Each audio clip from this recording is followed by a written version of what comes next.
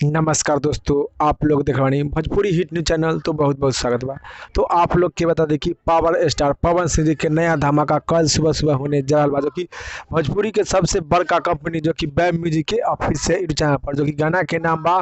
छोटकी नदी आ रे। गाना के नाम बा छोटकी नदी आ रे, जो कि आप लोग के गाना के नाम और एल्बम लुक और पोस्टर स्क्रीन पर देख सकते हैं, जो कि पावर स्टार पवन सिंह जी के फैन के लिए बहुत ही खुशखबरी के बाद बाकी पवन सिंह जी के नया एक और गाना जो कि धमाका होने जा रहा है, जो कि भोजपुरी के सबसे बड़का कंपनी जो कि बैम म्यूजिक के ऑफिस से यूट्यूब चैनल द्वारा, तो कि आप लोग के